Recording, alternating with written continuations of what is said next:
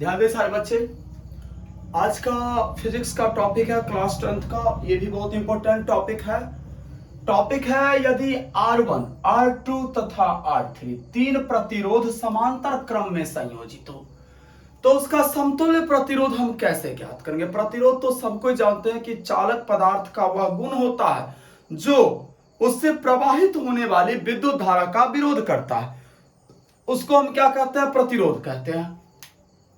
अभी मेरे पास तीन प्रतिरोध है जो कि किस क्रम में है, समांतर क्रम में।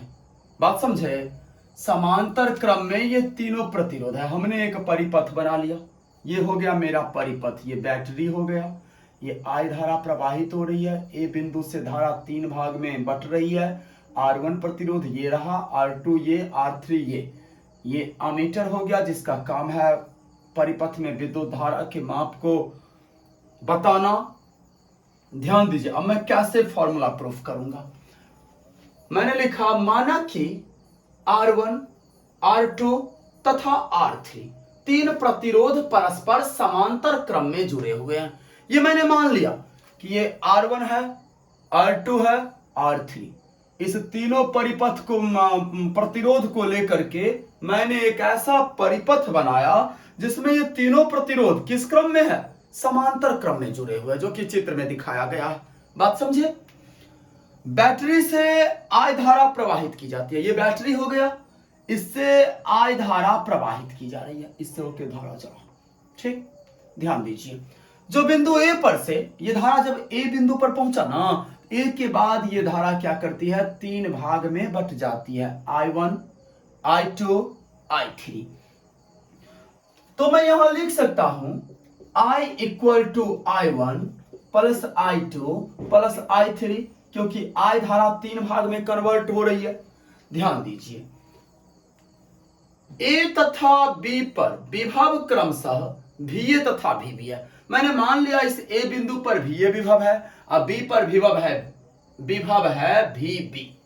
कंप्लीट। अब चलिए, ओम के नियम से हम लोग जानते हैं I बराबर ओम का नियम क्या कहता है, V बट्टा R। इसको आप इक्वेशन 1 मान के छोड़ दो। बात समझे। अब चलिए मैं चर्चा करता हूं R1 प्रतिरोध। तो R1 प्रतिरोध के दोनों छोर, अच्छा भाई उसका छोर क्या सब हो गया, शुरुआती छोर A हो गया, देखिए यहां R1 का, अंतिम छोर क्या हो गया, B। तो R1 प्रतिरोध के दोनों छोर के बीच प्रवाहित धारा कितना होगा भाई। सबसे पहले तो R1 में I1 धारा जा रहा है, I धारा का एक पार्ट जिसको हम I1 माने हैं वो चित्र के हिसाब से R1 प्रतिरोध के दोनों सिरा के बीच जा रहा है। तो I1 इक्वल टू I बराबर V बट्टा R होता है। V का मतलब हो गया विभवांतर, तो देखिए V बट्टा R1 लिखेंगे हम, लिख दिए। लेकिन इस V के बदले में याद कीजिए, पिछले वीडियो में भी मैं बताया था कि विभवांतर बराबर होता है विभव का अंतर। तो V के बदले में हम VA माइनस VB लिखेंगे, विभव का अंतर विभवांतर। ये हो गया मेरा इक्वेशन 2। ठीक है, अब चलिए यही बात मैं R2 प्रतिरोध के साथ दोहराता हूं। R2 प्रतिरोध के दोनों छोर, ध्यान दीजिए, इसका दोनों छोर क्या होगा, उसका तो AB हो गया, इसका कथी होगा बताइए।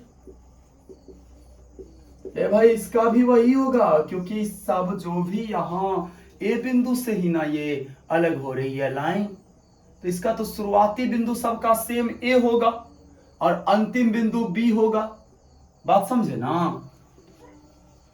इसमें धारा I2 प्रवाहित हो रहा है, देखिए बिचला में I2 जा रहा है ना, ये रेड वाले से मैंने लिखा है I2 बराबर, इसका भी विभव होगा VA माइनस VB जो कि विभवांतर कहलाएगा। तो VA माइनस VB बट्टा R2, ये मेरा हो गया समीकरण 3। ठीक, अब चलिए R3 प्रतिरोध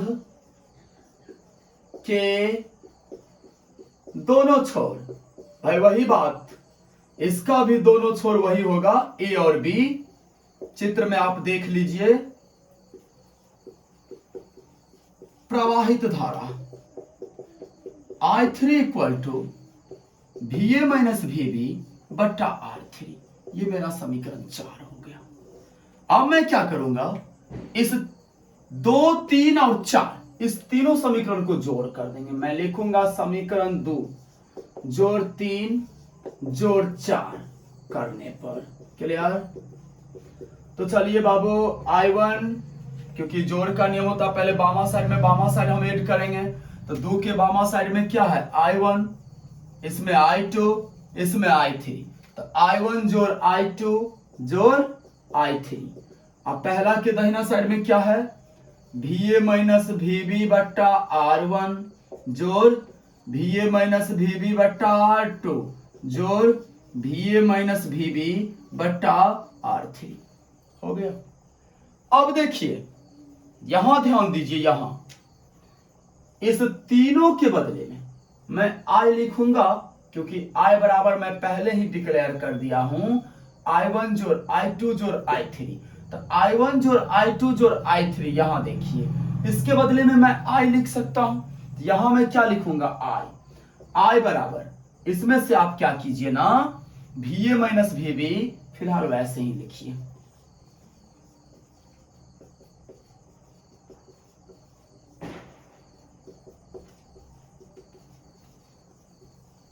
अब चलिए यहां ये इस I के बदले में समीकरण 1 से मैं क्या लिखूंगा, V बट्टा R, I के बदले में V बट्टा R लिखूं।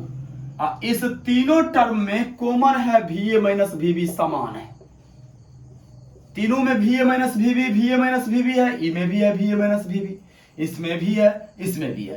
तो VA माइनस VB को तीनों में से मैंने क्या किया, कॉमन निकाल लिया। अब देखिए यहां से अगर VA माइनस VB कॉमन चला गया, इस जगह पर क्या बचा, 1 बचा, उसके बदले में हम 1 बट्टा R1 लिखेंगे। यहां से भी 1 कॉमन चला गया, इसके बदले में क्या हो गया, 1 बट्टा R2 अजोर 1 बट्टा R3, क्लियर।